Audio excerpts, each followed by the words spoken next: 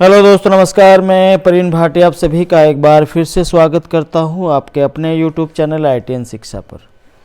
आज हम इस वीडियो में कवर करेंगे जंप स्टेटमेंट क्या होते हैं और कितने टाइप के आपके जंप स्टेटमेंट होते हैं। तो आप यहां पे देख सकते हैं कि जो हमारे जंप स्टेटमेंट हैं वो 4 टाइप के होते हैं।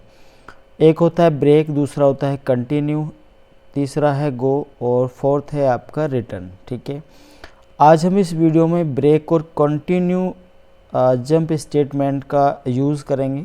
ठीक है, और बेसिकली ब्रेक का मतलब होता है कि अगर मुझे लूप को ब्रेक करना हो तो हम ब्रेक स्टेटमेंट का यूज़ करते हैं, और यदि मुझे किसी नंबर को स्किप करना हो तो हम कंटिन्यू का यूज़ करते हैं। ठीक है, तो चलिए अपने प्रोग्राम को करते हैं स्टार्ट। जैसे कि आप जानते हैं कि सी प्रोग्रामिंग के अंदर हम वॉइड मैन फंक्शन से अपने प्रोग्राम को स्टार्ट करते हैं। अब सिंपल में यहाँ पे इंट टीचर टाइप का एक आई नाम की मैंने यहाँ पे मेमोरी बनाई है।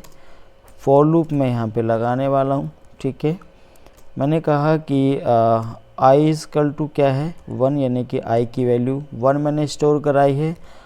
लूप मेरा तब तक चले जब तक आई की वैल्यू लेस देन या 10 हो। ठीक है, या तो आई की वैल्यू कब तक लूप कब तक चलेगा, जब तक मेरी आई की वैल्यू क्या ना हो जाए 10 के इक्वल हो जाए या 10 से लेस देन है, और आई 1 इंक्रीमेंट होता जाएगा।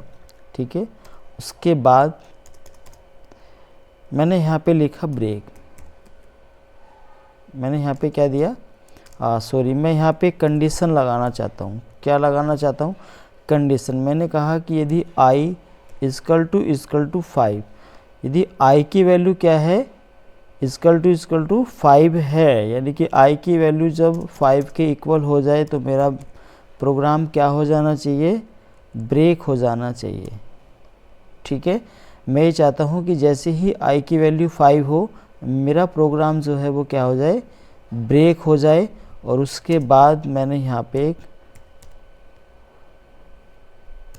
प्रिंट फंक्शन का यूज़ किया, और यहाँ पे सिंपल मैंने %d में यहाँ पे लगा लेता हूँ, क्योंकि मैं किस टाइप की वैल्यू को रीड कर रहा हूँ, इंटीजर टाइप की। ठीक है, बस सिंपल सा एक मैंने प्रोग्राम बनाया है। उसके बाद मैंने लिखा रिटर्न 0। मैं कोई भी वैल्यू अभी यहाँ पे रिटर्न नहीं करा रहा हूँ। तो चलिए मैं प्रोग्राम को अपने बिल्ड करके देखता हूँ। जैसे ही 5 आएगा तो वो प्रोग्राम क्या हो जाएगा, मेरा स्टॉप हो जाना चाहिए, है ना। चलिए यहाँ पे सेमीकोलन नहीं लगाया है, ये एरर मुझे इसने दी है। फिर से मैं बिल्ड कर लेता हूँ।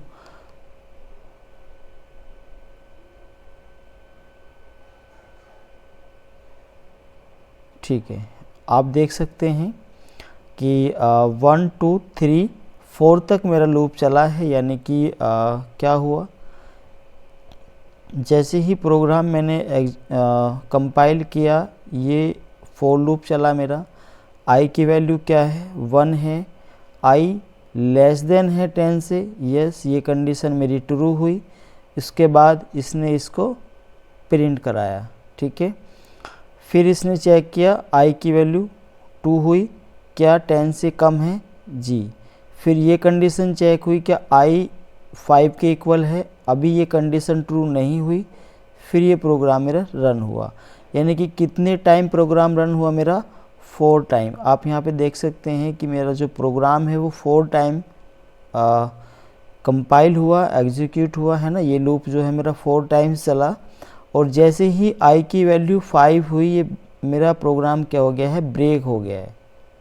यहाँ तक चीज़ समझ में आ गई।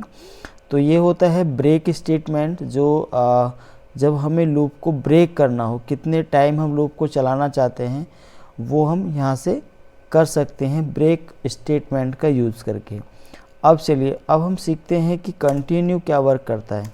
ठीक है, जैसे मैं ये चाहता हूँ कि जैसे ही आई की वैल्यू 5 हो तो वो क्या करे, इसको स्किप कर दे, यानी कि 5 को मुझे प्रिंट नहीं कराना है।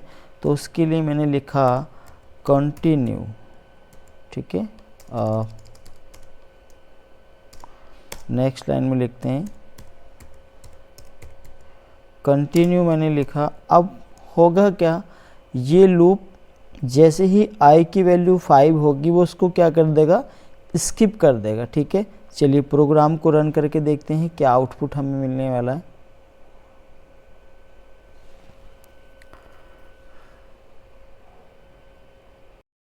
तो आप यहाँ पे देख सकते हैं कि 4 के बाद 6 आया है, 5 इसने नहीं लिया है, 5 को क्या कर दिया है, स्किप किया है। ठीक है, तो हमने ब्रेक और कंटिन्यू दोनों जंप स्टेटमेंट का इसी प्रोग्राम में हमने यूज़ किया है। जब हमने ब्रेक किया था तो वो 5 जैसे ही इक्वल हुआ मेरा प्रोग्राम क्लोज हो गया था।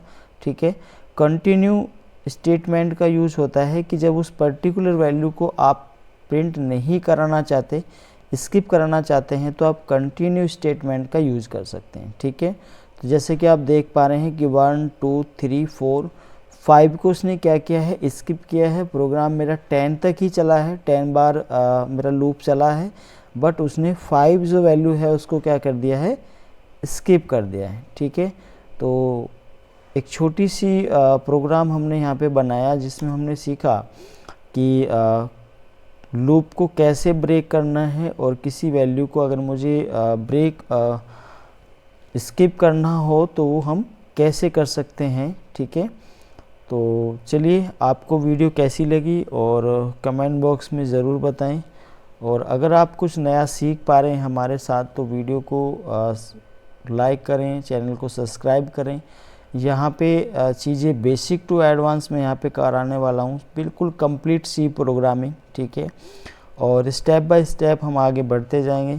तो चलिए मिलते हैं नेक्स्ट वीडियो में, जब तक के लिए टाटा बाय बाय।